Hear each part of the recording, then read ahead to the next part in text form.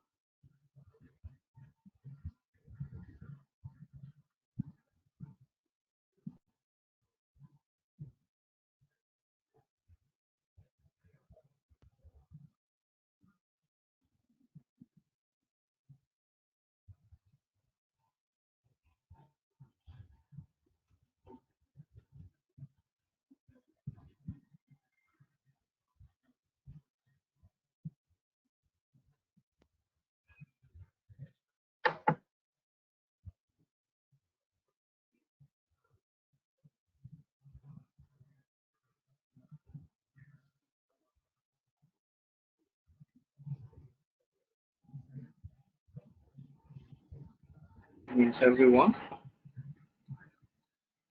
It's good to be with you again. This engineer Imam says Biryani. Um, Before I just started speaking, you were already watching a video on crude oil transportation, specifically um, pipeline installation. What you see there was the process to do the second stringing of pipeline and doing pipeline installation, right? Um, and the whole that's just an illustration of what we discussed, part of what we discussed in our in our last class. Okay, basically, in our last class, because of technical challenges, it was not convenient for us to have the assignment here. So what will happen today is that we'll be having two assignments. So this was the assignment that we were supposed to share. This is the correct assignment we were supposed to share in the previous class. So I will encourage us to have a snapshot of it. And let me just make it full. So you can take a snapshot in the next 5 seconds, 5 to 10 seconds, and also take a snapshot. Okay. The first question was to list the categories of crude oil pipelines and natural gas pipelines. Then also give a detailed explanation on the following: crude oil pipeline, refined product pipeline, natural gas pipeline. Then starting from the oil patch and using the schematic representation, explain the oil and gas value chain. Then list and discuss 5 hydraulic properties of hydrocarbon fluids. Okay. Then this other one is on LACT unit. I mentioned this in the previous class. Okay. What is a LACT unit? Describe its functionality in the oil and gas industry. I explained what it usually is. So that's part of the assignment. Then give the characteristics of C2, C3, C4. That's superbond hydrocarbon petrochemical or liquefied petroleum product. 3 carbon and 4 carbon. That's for methane, methane, propane, um, methane, and other derivatives from them that are petroleum or petrochemicals or petroleum products. Okay, briefly discuss the following with respect to petrochemicals and liquefied petroleum gas. Compressibility, leak detection, measurement, quality, commissioning and decommissioning, storage and hydraulics. Alright, so that's the assignment for today. I'm sorry for from the previous class rather. Alright, that's the assignment from the previous class. I'll just try to make it visible on this side. Alright, so for today we'll be talking about storage. We'll be talking about storage as it relates to our course. Please, your assignment should be submitted to engineeringma.jpts@gmail.com. The subject of the mail should be OGM 301 assignment 1. Then the name of the center and state. So if you're in Bayelsa State, for instance, and Yenegua, Bayelsa State, if there are two centers, so you put Yenegua 1 or whatever name of your center is, Yenegua and Bayelsa State. If you're in Lagos, which is Ikeja Center, I think Ikeja from Lagos, Abaranje, or Ikotun Center, Lagos. If you don't use this subject, your assignments might not be easy to sort out because there are a lot of assignments coming into or messages coming to that mode. So it's proper you follow that settings. All right. That being said, I'll just discussing from this material that will be given to us at the end of the classes, that to be shared at the end of the classes, our classes. Right? This the previous one. So I'll just taking from it directly. It's not too voluminous, so I didn't have to put it in the slides. Alright. Now talking about the storage facility as well. There are in the petroleum industry we make use of tanks and several forms of storage vessels for storing our hydrocarbons. Okay, one specific kind of vessels for hydrocarbons. Really, of course, most have seen that give a little hint on this before. You know, for the at several points from exploration, there's always a need for storage, whether it's temporary storage or, or either it's storage in transit or a storage for further distribution or usage. You know, there's always a need for storage. All right. Now, different hydrocarbons have their different forms of storage vessels or facilities. All right. Now, in last class, I mentioned that if the location where we get to store um, crude oil products or petroleum products, whether crude oil or other petroleum products, the term used when we store them in tanks, the term used for such location is what a tank farm. Tank farm. Tank Tank and farm. Farm like your farmyard and farmland. So tank farm.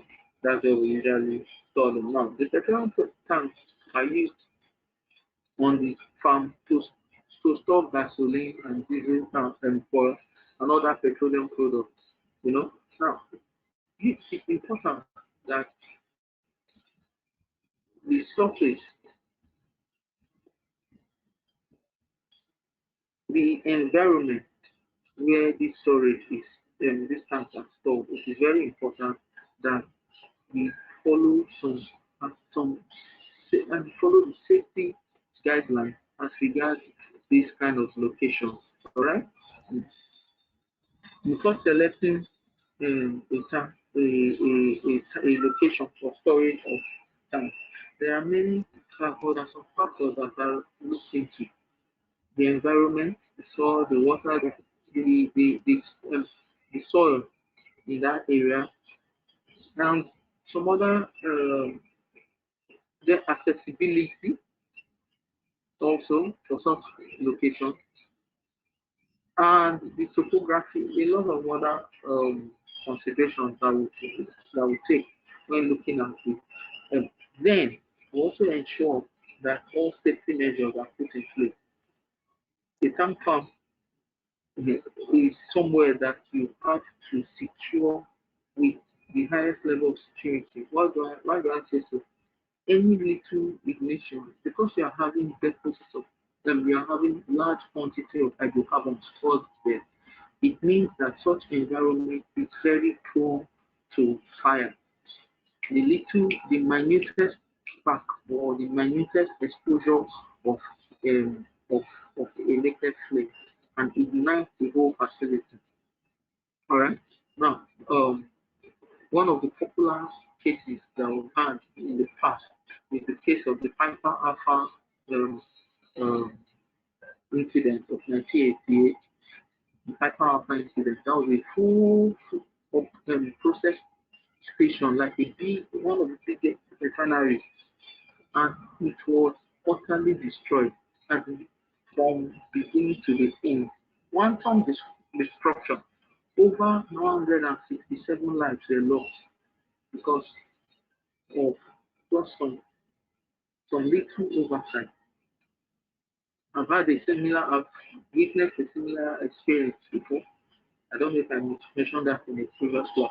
In a storage facility of an IOC, that's an international oil and gas company, where some operations were going on, and our company was there as a contracting. The company I was with them at that time were one of the contractors working in that area. Within that area, we were on a different project, on the pipeline project in that location. And what happened? They are right in their process storage area. They had they have lots of storage tanks. They also have a condensate tank. That condensate tank, because of the condensate means it's more like the when you separate the purity from crude oil, the water laden, the one that has sludge and water and that hydrate and the rest of them, they are channeled into a different storage where they are later treated after after a while before this being disposed. This was totally the thunder arrestor was faulty, and just at the middle of the night there was rain, there was thunderstorm that accompanied the rain that the torrential rain that we had, and that happened in the night. And the thunder, the lightning struck that tank because the thunder arrestor on the tank was faulty. It ignited. That was a big loss for that company. Broke for their record, they have to shut down operations for some time, and it showed more losses because it was affecting people who were working in that facility. So that's for storage. Storage of petroleum products is taken with high level of sensitivity and consciousness. The cleanup of surface water or soils may be difficult, and it may be impossible to clean up contaminated aquifers. Now, if you don't secure that place properly, the location, that's the tank farm, where we're looking at storage in tanks now, bigger tanks. Now, what is likely to happen is that you're going to have um, um, you're going to be having pillages. You could have likely of what the term used is loss of containment, leakages or spillage from from the storage. And it will affect the whole environment.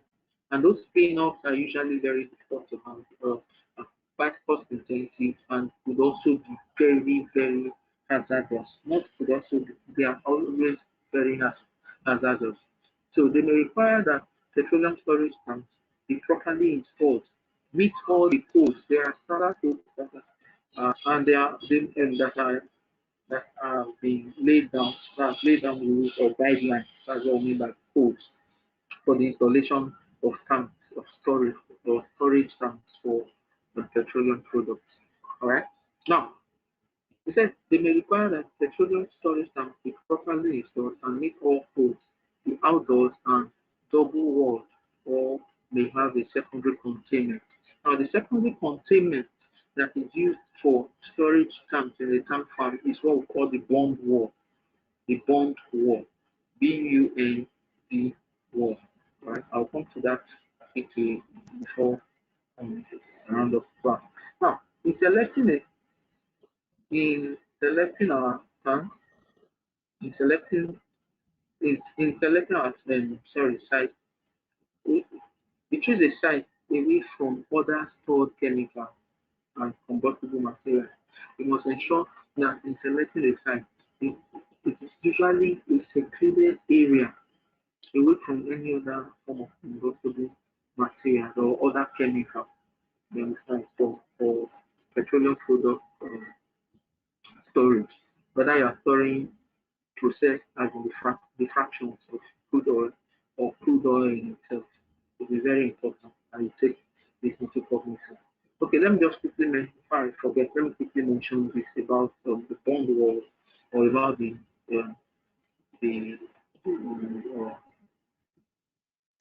containment.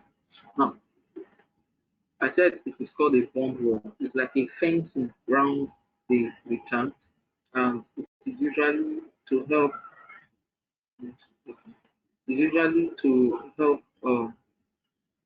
contain any leakage or loss of containment of the contents of the storage tank. The principle for designing a bond wall, please take note of this, even if I don't get back to it quickly. Now, a bond wall must be able to contain 110% of the volume of the tank in it. Now, what does this mean? 110% of the volume of the tank in it. Now, whatever number of tanks are inside a bond wall or in a tank farm, the total space of the bond wall should be 110%. The purpose of this is that peradventure there is a total loss of containment of the content of that tank. It will not spill beyond that confine of the bond wall, and you still have an allowance of about 10%.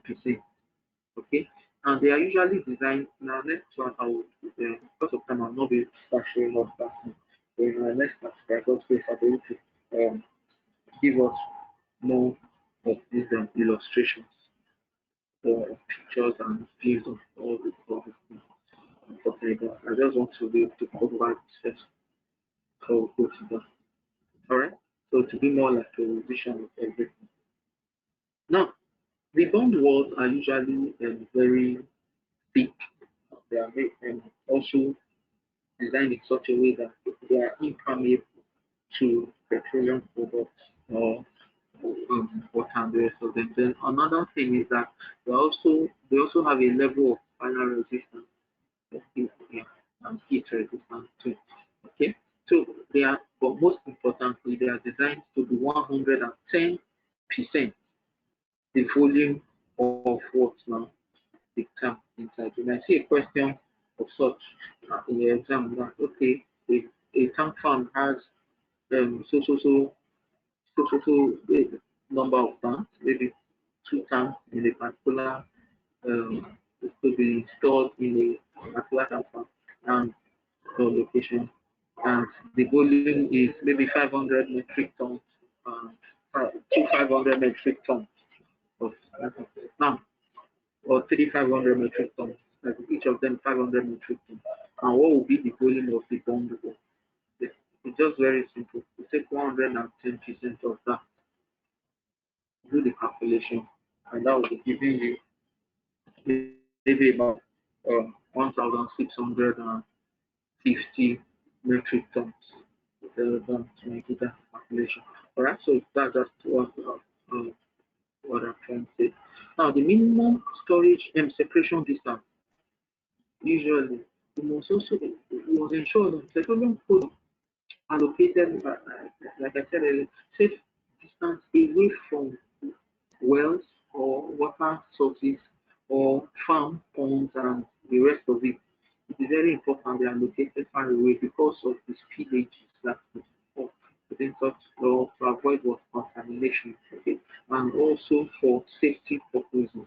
Now, the regulations and guidelines here in different provinces differ anyway, but there's always there's an international standard for that. So you don't install um, storage within residential areas. Okay? You don't install storage within residential areas.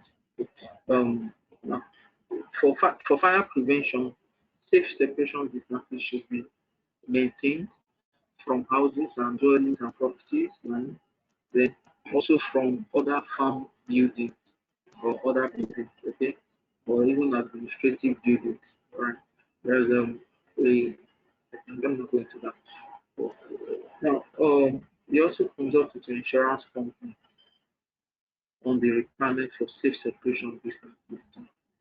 Okay, because it's very important. Eventually, there's any issues, you should not have a case where the insurance company is unable to attend to it.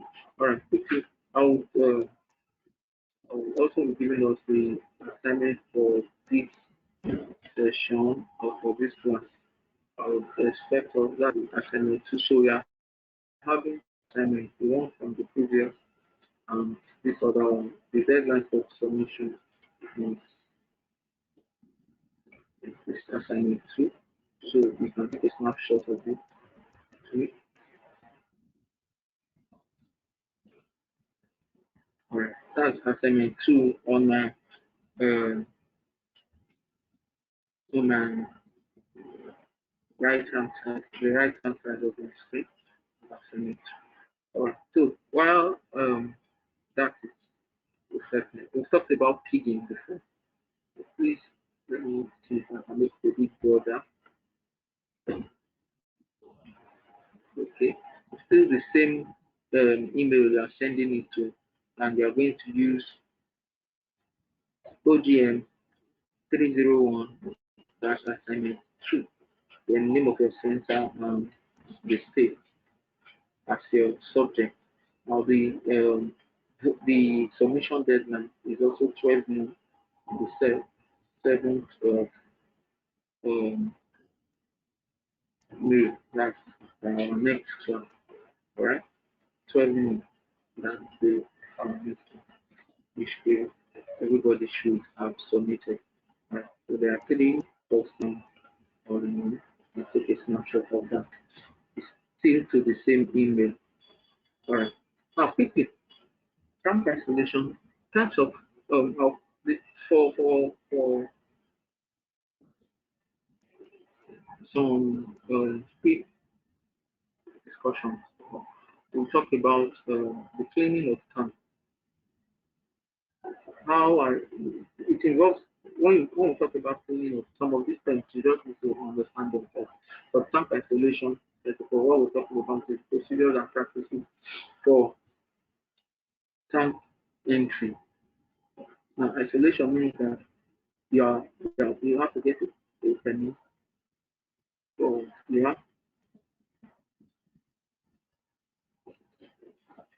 have to permit some space or create some space between.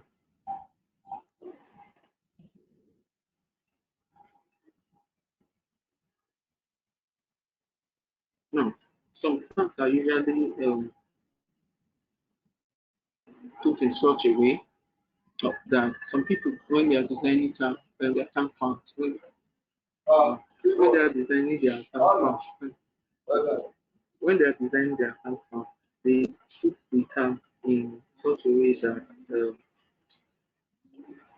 they have issues with isolation. Now, with with with operation or filling, typically when a tank is being designed or when tank pumps are being designed, we ensure that it is positioned in such a way that the operation of one tank is not dependent on that of another. Okay, this is what I mean. It's tank A and tank B. If you have, though you can have a connection between tank A and tank B in terms of movement accessibility, but tank A operation should be independent of tank B's operation. And we also have to discuss on we'll discuss more on all this in the next class. Okay? We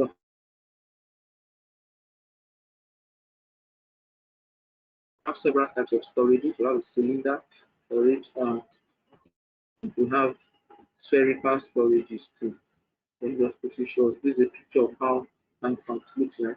And what you have here around them are the of the tank.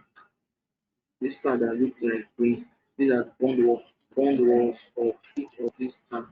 Okay. Those are usually steps are created along this tank on the bodies of the tank to be able to or to be able to access the tank to their roof. Now at the roof of the tank we usually have manholes, alright? We usually have manholes where um going to on the roof and around the base too. We usually have manholes. Those manholes allow for um, maintenance purpose of evacuation. Mm. Although we also have their pipelines, either inlets and outlets that are connected. You can see this routing here. Those are the pipelines for the pipe routes for those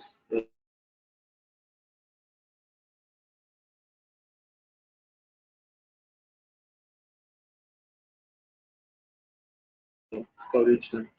Right? Then no problem. I'm keeping my time now. I'll take this into so part of the responsibilities that we have to also look at is the monitoring of leaks in tank. You know, there could be different types of of incidents that could lead to loss of containment in tank. And also we have to ensure that that restriction of movement, either by use of signages, use of security, are also put in place in all these areas. You know, to guide against people breaking such regulations. You know, there should not be any smoking or naked flame around such areas. I mentioned that before. All right. Then I also talked about the provision of fire fighting or fire prevention measures, like installation of the hydrant line. Hydrant line, fire line, sorry, for firefighting. So in case of any leakage, so any outbreak rather of fire, you usually have the hydrant and sprinkler line around the tank farm, and you have the hydrant head too around the tank farm. Something of this. Okay, around here, I'll give us that in the next class. We usually have them installed strategically around the tank farm to also be able to fight any um, fire that comes in. Now, these tanks are um, usually have different gauges installed on them to monitor temperature, to monitor the pressure, to monitor the flow, and also level gauges too. and they are usually pneumatically or automatically operated, you when installed on the tank. Now, there are some other things we'll discuss in our next class. This is an example of a tank experiencing a fire incident. This was a this was a picture from an incident in a tank farm. So very similar to the one I was explaining before. And beneath it, you can see where it results in total explosion. This other one beneath it was a fire that started from one tank but spread to other tanks in the tank. So the potential risk of accident, causes and control in tank storage is also something that we'll be talking about in our next class by God's grace. Okay? Um, and we'll go further into into storage and do a review of some of these terms that we have mentioned. I know I mentioned something about pigging in our last class, and I told us what pigging is. Some type of pig that you have, the mango pig, different pigs, and the rest of them. Then the pig, and the process of moving. Now, pigs are usually for the cleaning of pipeline. Okay, whether oil lines or part of gas lines, they are usually pigs. I explained that in the last class. Then so that with respect to our assignment, right?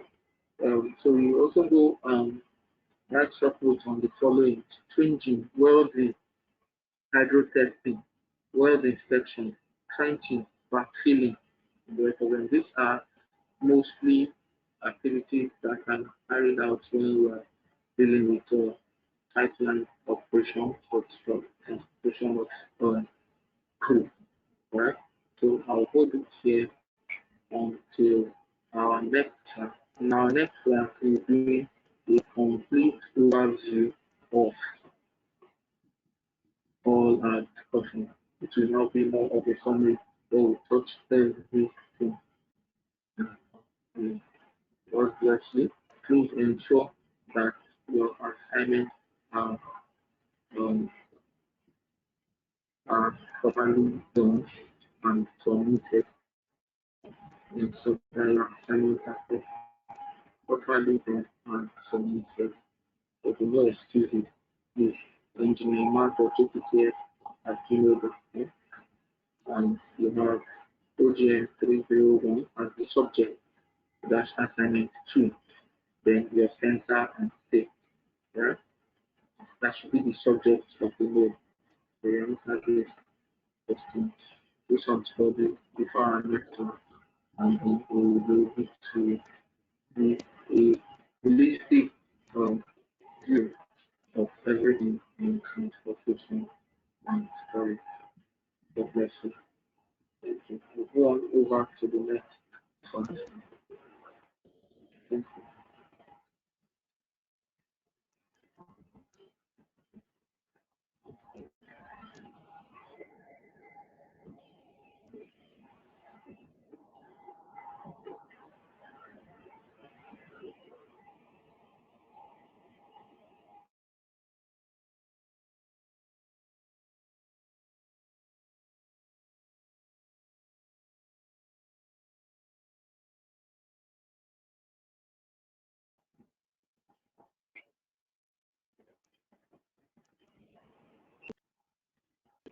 Yeah, next one.